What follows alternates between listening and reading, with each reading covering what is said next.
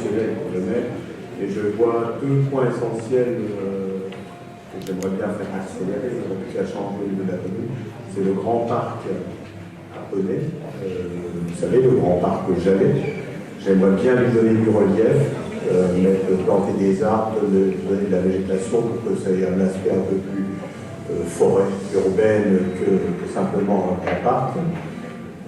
Et puis la seconde, ce sera améliorer les transports dans la commune, avec notamment la création de la halte-gare qu'on attend depuis 2006 rue Lyon-Songeur, qui nous permettra à tous les Francois d'être à 5 minutes du centre-ville de Nancy.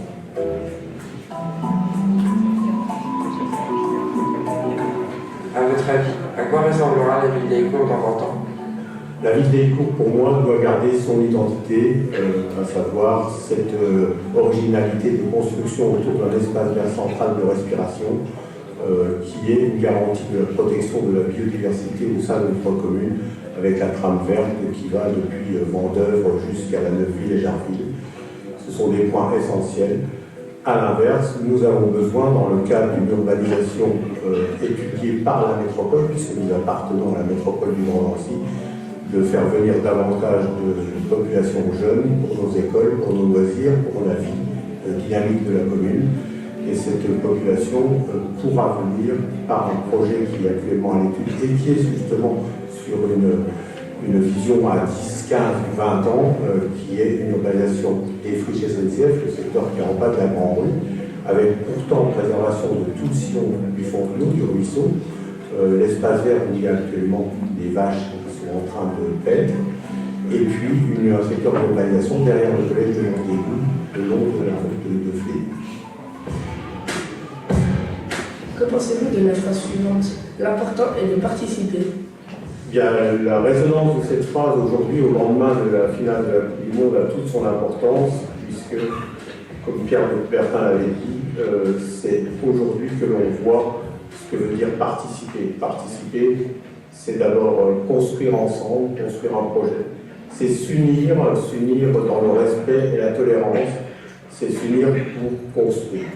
Et construire, comme vous l'avez fait, vous avez construit cette salle, c'était votre projet, elle vous appartient, vous avez été des acteurs et non pas simplement des observateurs, et c'est cela, la vie en société, c'est ça vivre ensemble, c'est faire preuve de complicité, de tolérance, de respect, et pour parvenir à la création de quelque chose qui nous restera et qui restera aux générations futures.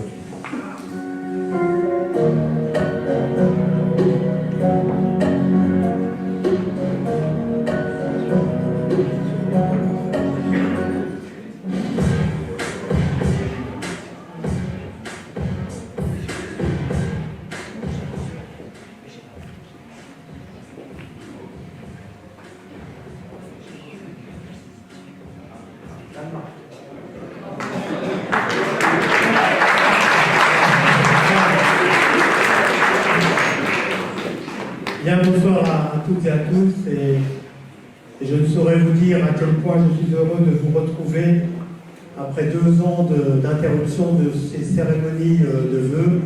Je sais que tout le monde dit la même chose, mais il n'en reste pas moins que c'est la réalité. Alors je voudrais déjà saluer les personnalités qui nous font l'honneur de leur présence ce soir et l'amitié de leur présence. D'abord, Madame et Monsieur, Madame Sabina Svest et Monsieur Luc Bassinger, les conseillers départementaux, Monsieur le Président de la Métropole, Mathieu Klein, je croyais qu'il ne devait pas venir, mais ça me fait plaisir de le voir ce soir, puisque j'avais eu des excuses. Messieurs les maires présents, Laurent Garcia, le maire de Laxou, Alain Wiesenfeld de Dommartemont, Alain Blanger de Fléville, Maurizio Petrolio de Houlmont, Vincent Latéron de Jarville, Henri Chalut de Séchamps, Éric Ponsalfini de Saint-Max, Stéphane Ablot de Vendeuve, François Werner de Villers. Et voilà, je crois que j'ai fait le tour des maires présents. Je vous donnerai les excuses ensuite. C'est baroudien. Parmi les excusés, j'ai le député Emmanuel Lacresse, qui est représenté par sa suppléante Sonia Sadoun. J'ai les sénateurs qui sont revenus à Paris, apparemment, Jean-François Husson, Véronique Guillotin et Olivier Jacquin. J'ai Christophe Chauzereau, le maire de Marseille, qui s'est excusé, Michel Breuil le maire d'Essé qui est représenté par son adjoint Francis Vaugin, qui est un fidèle de les cérémonies des vœux, tous les ans, merci. Pierre Boileau, qui sera peut-être en retard s'il arrive, sinon représenté par Véronique Ravon, sa première adjointe. Éric Dacunia, maire de la Neuville, représenté par Jean-Paul Gavrilov, son premier adjoint. Emmanuel Bourrel, le directeur des services départementaux de l'éducation nationale. Laetitia Philippon, directrice départementale de la sécurité publique, représentée par Madame le commandant de police Amélie Doc. Jean-Paul Poirot, le président de Nancy Porte-Sud, qui est représenté par Myriam Touvenin. Et Olivier Mathieu, directeur de l'ESAT, le nouveau directeur de l'ESAT de Nancio, de Hécourt, qui sont donc excusés. Je remercie pour leur présence aussi tous les élus, les directeurs généraux des services. Alors, je n'ai pas vu arriver tout le monde parmi ceux qui m'ont indiqué être présents. Je les cite quand même. Je ne sais pas s'ils arrivent en retard aussi, je ne les ai pas vus. Laurent Juliera, le lieutenant-colonel du service départemental d'incendie et de secours au point de Nancy. J'ai vu Mme France Bernier, inspectrice du Trésor public de la trésorerie de Vendeuve. Je n'ai pas vu Valérie Méry, directrice générale adjointe de Scalem. Je ne sais pas. Cécile Roussel n'était pas arrivée non plus. Elle devrait venir, directrice générale de Batigère maison familiale. J'ai vu par contre M. Bruno Quegel de Batigère à Écourt. J'ai vu M. Jérôme Dalborgo, directeur général de l'Office public de l'habitat de la métropole du Grand Nancy. Jean-Marie Bellocchio de la Saint-Cycap-Lorraine. Je n'ai pas vu quand j'ai débuté Guillaume Lavier, le directeur de l'Alexis, il est là au fond, dans l'ombre. Mesdames et messieurs les directeurs d'école et enseignants, mesdames et messieurs les présidents d'associations, mesdames et messieurs en droit des qualités. Alexis de Tocqueville écrivait « Quand le passé n'éclaire plus l'avenir, l'esprit marche dans les ténèbres ». Aussi, et parce qu'il ne m'a pas été permis de les remercier pour toutes ces heures de travail et de convivialité partagées à la fin du mandat électif précédent, et parce que je n'ai pas oublié le passé, j'ai invité d'anciens collègues et je les remercie également d'avoir répondu positivement. Roger Gautreau, évidemment, ancien maire d'Écourt, Serge Bouly, ici présent, ancien maire de la Neuville, de Nancy, Daniel Magron, ancien maire de Loudemont, Laurent Hénard, ancien maire de Nancy. Mesdames, Messieurs, chers amis, je demanderai au directeur général des services de venir à mes côtés, donc Joanne Rouillère. C'est avec un très grand plaisir que le conseil municipal, le directeur général des services et moi-même, nous vous retrouvons ce soir dans cette salle de la Maison du Temps Libre. De longs mois nous ont privé de ce moment de rencontre conviviale, sans pour autant altérer nos échanges et relations, vu le nombre de réponses positives à notre invitation. Nous avons traversé une période douloureuse pour certains, ou pour le moins très anxiogène pour tous, avec des confinements et des séparations imposées, qui ont eu des effets bénéfiques quant à la pandémie, mais souvent néfastes sur notre vie sociale. Ce soir, une nouvelle fois, je tiens à vous remercier, vous tous, citoyens de Hécourt ou d'ailleurs, pour votre implication dans la vie de notre cité et plus encore dans ces périodes troublées. Les activités associatives ont beaucoup perdu pendant ces périodes de crise, tant en pratique que parfois en nombre d'adhérents, mais ont pu heureusement reprendre depuis plusieurs mois, et ces activités étaient attendues et nécessaires pour retrouver une vie sociale reconstruite et normalisée, un équilibre tant physique que psychologique. Je remercie tous les bénévoles qui ont contribué au bon fonctionnement du centre de dépistage puis de vaccination anti-Covid de notre ville. J'y reviendrai à la fin de cette présentation. Je remercie, comme je l'ai fait à Neuhofen en juin 2022, Ralph Maron, le Bürgermeister de Neuhofen, pour l'aide matérielle qu'il nous a apportée dans ce début de crise où nous manquions de masques, de protection, de gants, de tenues. Il nous a fait parvenir aux frais de sa ville 1000 masques de protection FFP2, 1000 masques chirurgicaux, des tenues de protection et des gants de protection. Voilà un bel exemple de ce qu'est aussi un jumelage en dehors des échanges et rencontres conviviales qui toutefois ont préparé et permis cet élan de solidarité. nous n'avons pas pu célébrer les 30 ans de notre jumelage le 20 octobre 2020. Mais lors de ce déplacement, Ralph Maron nous a proposé de signer un texte commun indiquant la nécessaire solidarité entre nos villes et renouvelant nos engagements réciproques. Je voudrais remercier également les enseignants et le personnel des écoles qui se sont retrouvés face à des situations inconnues et ont dû gérer à la fois le stress qui grandissait dans les enceintes scolaires et les gestes barrières à imposer aux enfants. Il leur a fallu aussi apprendre à transmettre le savoir au travers d'un masque. Je remercie également tous les élus et tout le personnel territorial qui se sont associés aux actions menées par la municipalité pour la préparation et la distribution de masques dans toutes les boîtes à lettres et tous les groupes scolaires de Hélicourt, la surveillance et l'alimentation de nos résidents de la résidence autonomie, les adaptations de la restauration scolaire. Je remercie la métropole et le département pour les aides matérielles également proposées, notamment pour l'acquisition des masques avec une participation et des tarifs mutualisés. Je n'oublie pas, bien évidemment, tous les professionnels de santé qui se sont investis pendant plusieurs mois au centre de vaccination ou dans les équipes de vaccination à domicile. Médecins, infirmiers, pharmaciens de notre ville se sont impliqués spontanément dans des actions de prévention, dans les soins des personnes infectées, fragilisées, au sein des centres de vaccination. La CPTS, Communauté professionnelle territoriale de santé, qui d'ailleurs a été honorée en recevant dernièrement la médaille de la ville de Nancy.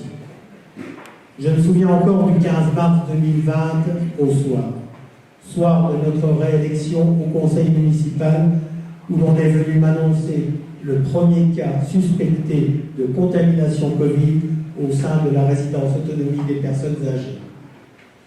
Et le début d'une période de gestion de crise déjà jamais affrontée auparavant, avec un sentiment d'impuissance, mais qui ne nous a pas fait baisser les bras, au contraire. Souvent, j'assimilais cette pandémie à son début à un conflit face à un ennemi invisible et nous allions désarmés. Aujourd'hui, en écoutant les rapports quotidiens sur ce que vivent les populations ukrainiennes, je renonce à faire un tel parallélisme. Merci enfin à tous les présidents d'associations, à leurs bureaux et à leurs membres, à toutes celles et ceux qui ont su maintenir des liens, des échanges entre les Hélicourtois, par visio, par mail, par SMS, par les réseaux sociaux. La solidarité existe bien dans notre ville et vous nous l'avez montré. Je n'oublie pas non plus nos VSA, les voisins solidaires et attentifs, qui sont restés vigilants dans leur quartier, notamment envers les personnes âgées ou isolées, pour répondre à leurs besoins et les aider au quotidien. J'associe à mes remerciements tous les sauveteurs volontaires de proximité. Enfin, et parce qu'ils sont indispensables au bon fonctionnement de notre démocratie, et qu'il en faut un nombre non négligeable, je remercie tous les bénévoles qui se sont dévoués pour la tenue des 5 bureaux de vote de notre ville à plusieurs reprises dans ce même contexte. J'espère ne n'avoir oublié personne dans ces remerciements. Si tel était le cas, je vous prie d'emblée de bien vouloir m'en excuser. Venons-en à présent à notre belle ville de Hélicourt. La Charte de l'environnement du 2 mars 2005, dans son article 6, précise « Les politiques publiques doivent promouvoir un développement durable. À cet effet, elle concilie la protection et la mise en valeur de l'environnement, le développement économique et le progrès social. » Madame Gro Harlem Brundtland, première ministre de Norvège, définissait ainsi en 1987 le développement durable. Un développement qui répond aux besoins du présent sans compromettre la capacité des générations futures à répondre aux leurs. Le développement durable est un principe auquel mon équipe municipale et moi-même sommes particulièrement attentifs. En 1992, le sommet de la Terre à Rio, tenu sous l'égide des Nations Unies, officialise la notion de développement durable et celle des 3 piliers, économie, écologie, social. Un développement économiquement efficace, socialement équitable, écologiquement soutenable. Ces 3 piliers ont toujours guidé nos actions et servent encore de ligne directrice engagée pour nos futurs projets. Nous avons encore beaucoup à faire et je crains que les restrictions financières qui s'imposent à nous aujourd'hui, progressivement pour certaines, avec la diminution des dotations d'État qui suit son cours depuis plus de 10 ans, brutalement pour d'autres, avec l'augmentation brutale du coût de l'énergie et des intercommunalités qui, confrontées à ces mêmes problèmes, demandent à leurs communes membres un effort supplémentaire, ces communes ayant déjà à y faire face et qui ont des difficultés pour construire un budget devant tant d'incertitudes. Notre programme d'investissement pluriannuel sera affecté par ce climat financier et fiscal, et pour autant, nous ne ferons pas preuve d'immobilisme, et ce pour 2 raisons. Une citation d'abord, dont je n'ai pu retrouver l'auteur, vous m'excuserez. Un État sans dette ou bien compte trop sur son présent, ou bien ne croit pas en son avenir. Eh bien, nous voulons croire et nous croyons en l'avenir. La seconde raison est que nous ne pouvons reculer certains investissements qui s'imposent à nous s'imposeront prochainement. L'augmentation des places de restauration scolaire, l'entretien des bâtiments en luttant contre les passoires énergétiques, comme notamment le groupe scolaire Victor Hugo, identifié par l'ALEC comme tel. Le renouvellement du terrain synthétique dans les 2 ou 3 années à venir, nous le savions lors de sa reconstruction. La remise aux normes des vestiaires sanitaires de certains de nos bâtiments confiés aux associations sportives. Le suivi de notre patrimoine vert avec le remplacement d'arbres vieillissants, notamment au sein du parc de l'Embanie, notre diamant vert. La poursuite du plan accessibilité des bâtiments, l'entretien des toitures de la salle des anciens ou du poney club, la réfection de la main courante du foot ou de terrain de tennis en extérieur.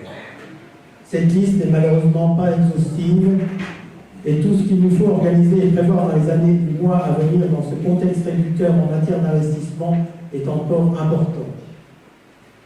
Mais revenons à nos 3 piliers du développement durable.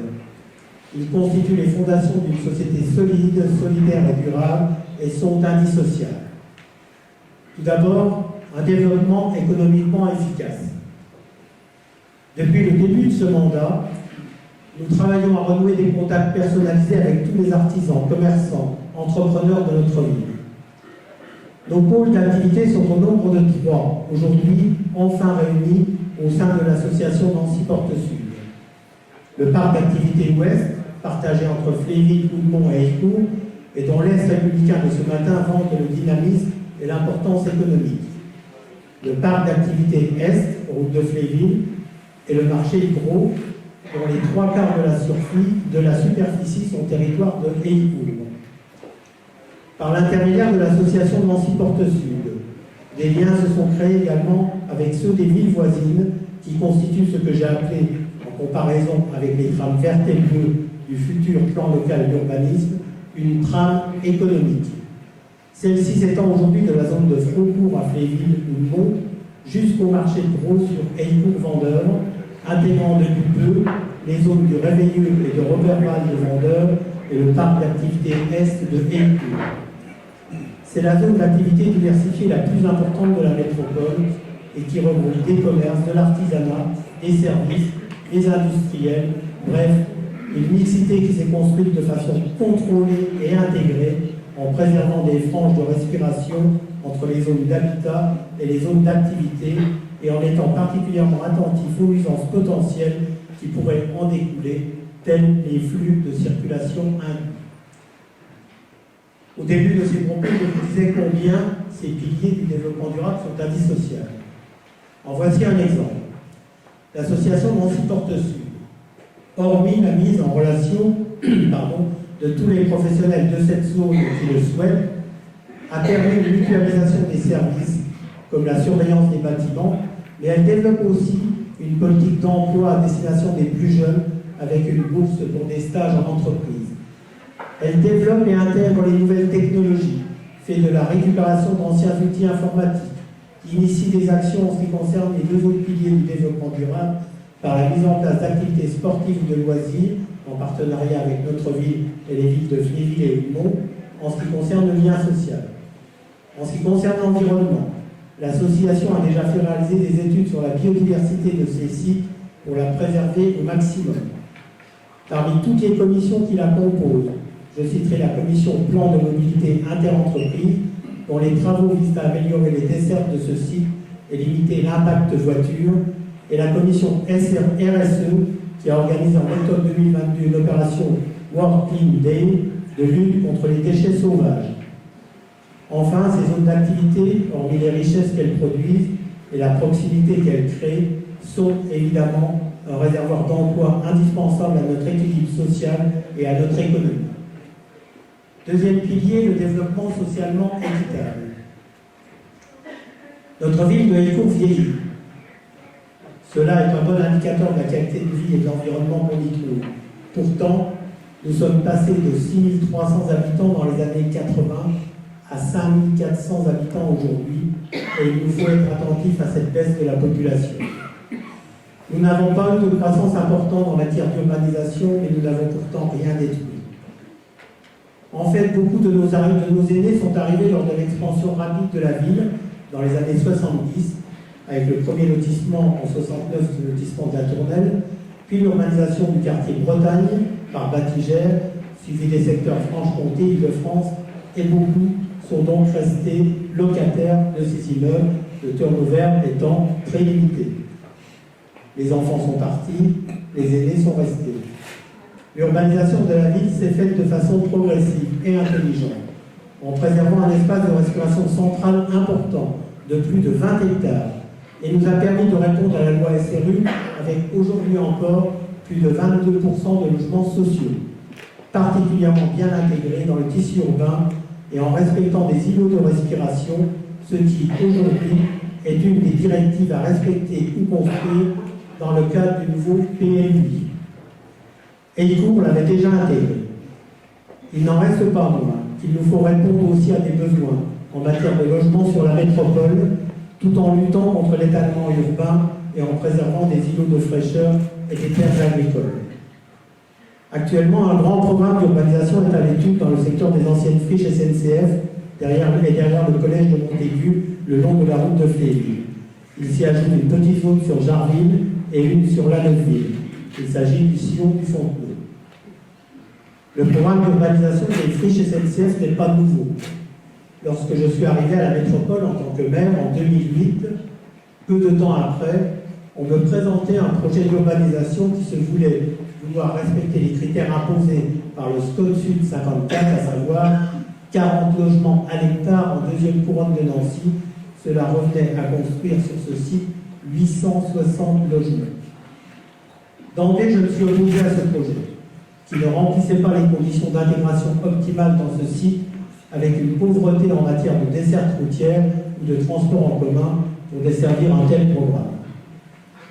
J'ai demandé pour en étudier et éventuellement en accepter le principe que la délibération de 2006 en conseil communautaire, validant la création d'une halte-gare à Écourt à l'emplacement des anciens transports Skill, soit appliquée.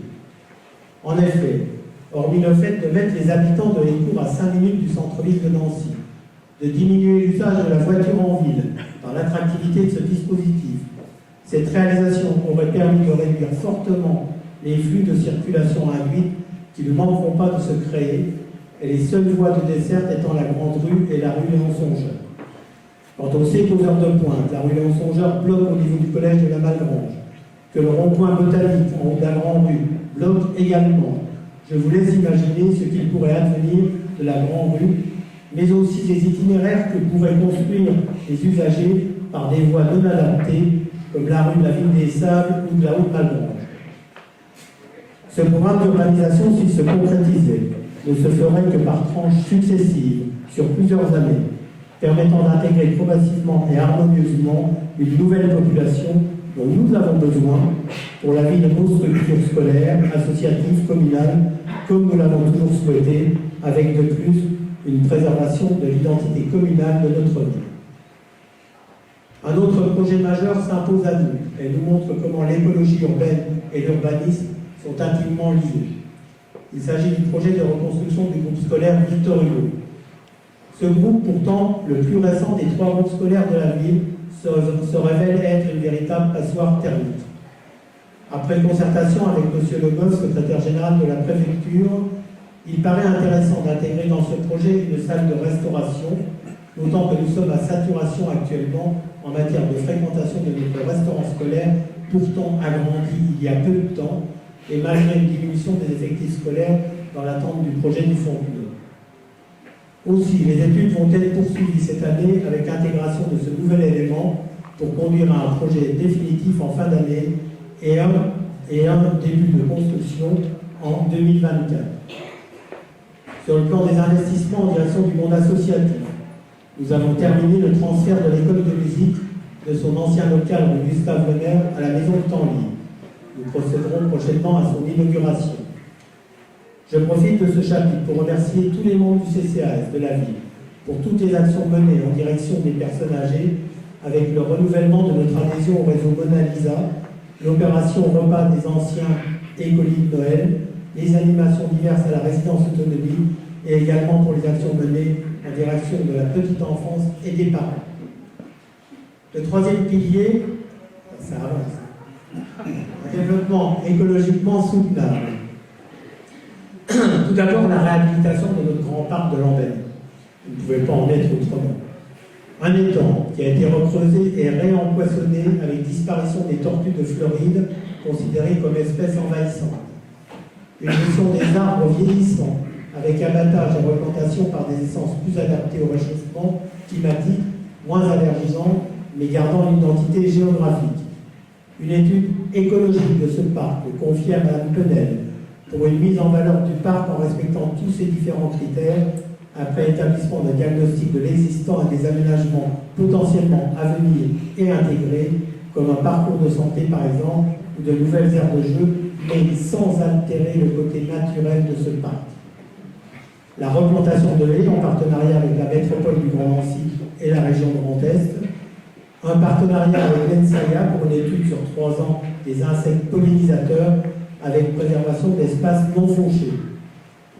Ensuite, une gestion de patrimoine arboré en complément du plan de gestion métropolitain et une application du respect de la végétation au pied des arbres pour lutter contre l'évaporation dans le cadre de la protection de la réserve en eau.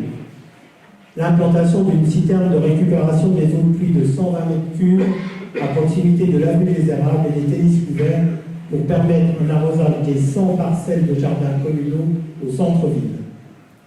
La mise en place d'un éco-pâturage en collaboration là encore avec la métropole et le berger M. Kern au sein des bassins de rétention à ciel ouvert dans le secteur des résidences du parc. L'installation de nichoirs à mésanges dans le cadre de la lutte contre les chenilles professionnelles, la mésange étant le prédateur naturel de ces chenilles. Je ne peux oublier de parler dans ce même chapitre de la biodiversité, du Conseil municipal des enfants. Nous avons pu organiser en 2020 le 3e séminaire métropolitain des conseils municipaux d'enfants et de jeunes, dont le thème était la biodiversité.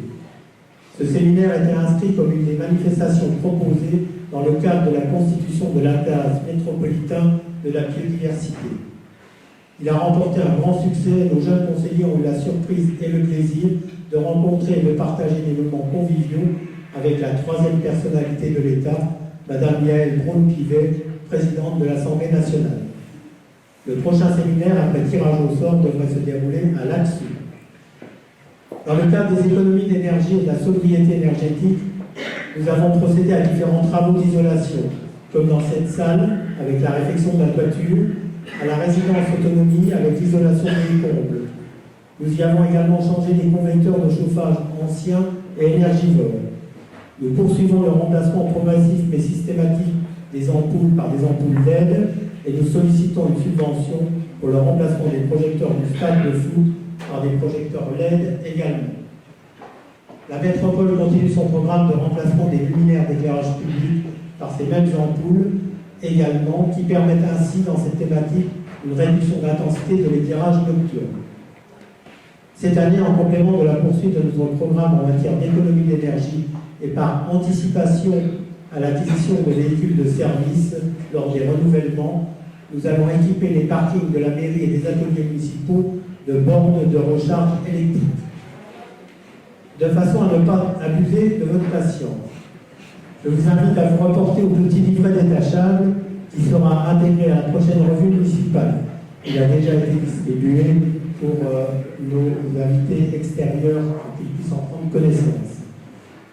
Il y a encore bien d'autres sujets à aborder, mais il faut savoir s'arrêter.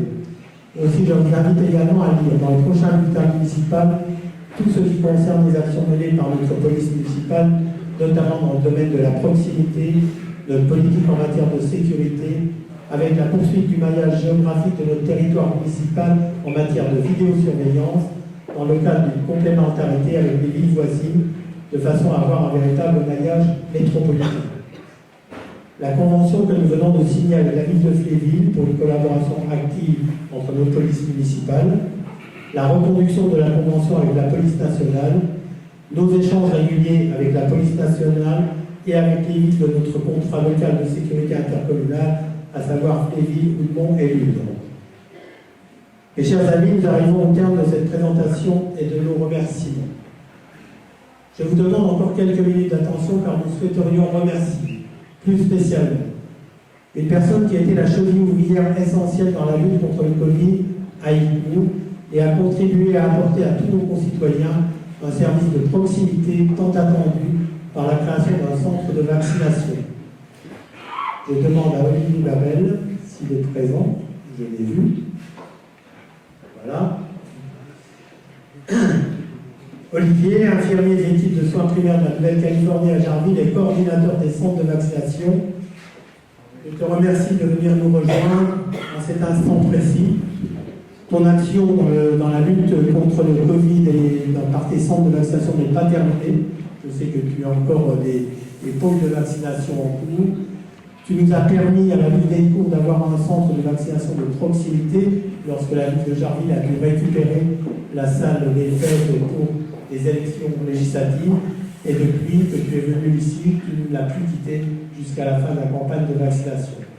Pour toutes ces raisons, pour ces services de proximité que tu as apportés à tous les Écourtois, nous avons décidé de vous remettre la médaille de la ville de Écourt. Et donc, c'est un plaisir de te la redonner aujourd'hui.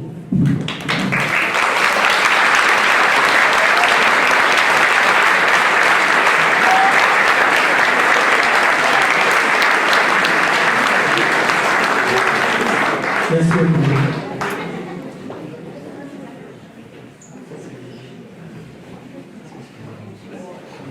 Comme j'ai pitié de vous, j'ai d'autres médailles à remettre, mais je ne les remettrai pas ce soir. Parce qu'à chaque fois, il faut dire un petit mot, on ne les remet pas comme ça, sans rien dire.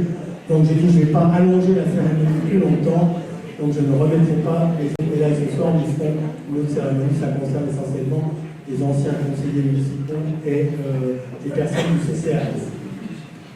Mesdames, Messieurs, chers amis, arrivé au terme de ce discours, peut-être jugé trop long, les 2 ans se sont écoulés depuis notre dernière rencontre de ce type. Les élus de la ville de Écourt et le personnel territorial vous présentent leurs meilleurs vœux de santé, de bonheur et d'espoir en l'avenir. Je vous remercie pour votre attention et vous invite, après une petite allocution de Monsieur le Président de la Métropole, s'il le souhaite, de partager des instants d'amitié autour d'un petit buffet. Merci.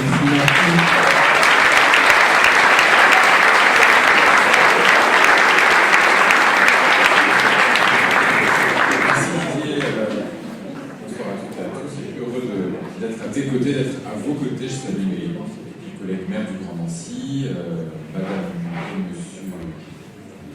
monsieur le conseiller départemental, et puis les membres du conseil municipal d'Écourt, que j'ai grand plaisir à saluer, et puis toutes et vous tous. Alors, Didier Sartelet vient de le rappeler, nous avons un destin commun dans le Grand Nancy, nous portons des valeurs communes.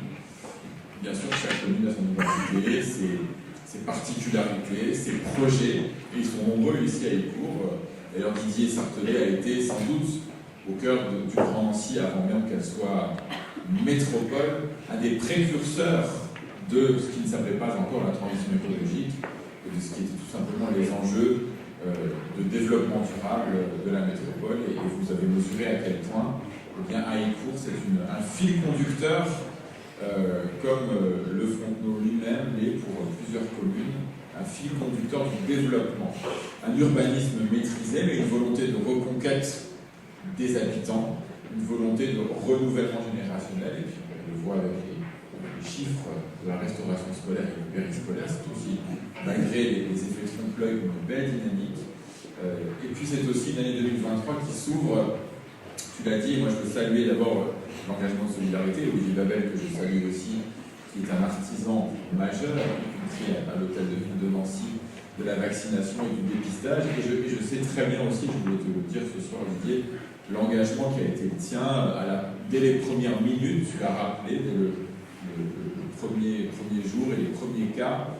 Tu as été un vrai lanceur d'alerte, tu as secoué les cocotiers de l'ARS, de la métropole, du CHU, de tous les professionnels pour que la vaccination aille au plus près de là où vivent les habitants. Et nous avons, je crois, dans le Grand Nancy, ensemble porté cette double exigence d'avoir des équipes de proximité, des équipes mobiles, des centres de vaccination et puis des méga-centres qui ont aussi très bien fonctionné. Et le fait d'avoir, je crois, joué sur les deux tableaux en mêlant la dynamique de la CPTS, la dynamique du CHU, la dynamique des sapeurs-pompiers, de la protection civile, eh bien ça nous a permis d'être dans une phase avancée, d'avoir toujours une belle volonté partagée de pédagogie. Et aujourd'hui encore, cela se poursuit, alors même que nous ne sommes plus dans la phase aiguë de la crise, elle est toujours présente. Et donc nous avons aujourd'hui encore un devoir de responsabilité vis-à-vis des plus fragiles et un devoir de solidarité. Solidarité, ça a aussi été le cas lorsqu'il a fallu se mobiliser. Nous l'avons fait ensemble à l'échelle du Grand Nancy pour accueillir des réfugiés et des familles ukrainiennes, des femmes et des enfants pour l'essentiel, et qui ont été dans toutes les communes, y compris accueillis, pris en charge, protégés, et aujourd'hui encore plus de 1500 sont sur le département de la Meurthe-et-Moselle, une large part sur le territoire métropolitain. Et c'est aussi, et je veux le dire ce soir, en saluant les familles qui se sont mobilisées, parce que vous avez été nombreuses et nombreux à faire des dons de vêtements, de nourriture, et parfois jusqu'à accueillir des réfugiés à votre domicile et à les aider dans leur parcours administratif, professionnel, de logement. Et je salue aussi l'OMH, Jérôme Dalbango est ici présent, le fils de l'habitat du Grand Nancy, qui a pris sa part, comme les autres bailleurs sociaux, comme beaucoup d'ailleurs aussi de constructeurs, de promoteurs, pour mobiliser et participer à cet élan de solidarité. Et nous pourrions d'ailleurs faire la chronique de une année 2022 qui s'est révélée à bien des égards une année exceptionnelle, extraordinaire au sens étymologique du terme, et pas au sens, j'allais dire, d'une joie incontrôlée, parce que entre la guerre russe en Ukraine et ses conséquences humaines, nous l'avons vu, mais aussi économiques, avec l'inflation, le renforcement, le renchérissement du coût des matières premières, la flambée des prix de l'énergie, ce double contexte conjoncturel de la guerre russe en Ukraine et du dérèglement climatique qui continue à produire des effets ravageurs, nous nous situons dans cette perspective. Alors il faut regarder 2023 avec espoir, et je terminerai mon propos par là, car des raisons de craindre, il y en a toujours, mais ce ne sont en réalité que des motifs de mobilisation. Et vous en êtes une belle démonstration. Nous avons des projets communs pour améliorer les mobilités. Et j'ai bien entendu ton message que tu as à cœur de rappeler à chaque occasion la desserte ferroviaire d'Écoumé. Il y a raison, parce qu'il n'y a que comme ça qu'on fait avancer les choses. Et que si un jour, halte ferroviaire à Écoumé, vous saurez exactement à qui et grâce à qui cela est arrivé. Que ce soit à travers le transport ferroviaire, que ce soit aussi l'amélioration de la desserte de transport en commun, qui est dans la discussion du plan métropolitain des mobilités, que ce soit le renforcement de la dynamique économique, et Porte Sud est évidemment aujourd'hui un des grands vecteurs de développement économique et commercial du Grand Nancy, et puis la perspective de Nancy Thermal qui arrive, qui va vous permettre d'y retourner d'abord, nager, vous amuser en famille, au même tarif que les autres piscines du Grand Nancy, je tiens à le souligner pour les habitants de la métropole, et puis l'arrivée du thermalisme, le retour du thermalisme grâce à ce qui a été l'audace d'André Rossino, qui a imaginé et qui a eu le courage de remettre ce projet sur le devant de la scène alors qu'il s'était interrompu dans le cœur de la Première Guerre mondiale. Donc un vrai projet de transformation de la métropole. Nancy et le Grand Nancy, ville d'eau, retour sur la carte du thermalisme français et européen, 300 emplois directs, près d'1 millier d'emplois indirects à terme induits, une belle dynamique de développement. Donc nous avons encore de nombreuses raisons, et puis je ne listerai pas toutes, de nous réjouir en 2023. Et je vois les yeux de mes collègues maires de Grand Nancy qui chaque soir inlassablement m'entendent répéter les mêmes discours. Et je continue à les suivre avec une attention que je me dois aussi de saluer. Je fais des petites variantes en pensant à vous, je ne veux pas lasser totalement mon auditoire. En tout cas, je vous souhaite très belle année à Écourt, mon cher Didier, à vous toutes et à vous tous, et au plaisir de tous les projets que nous allons continuer à construire ensemble pour notre destin commun. Grand Nancy. Merci.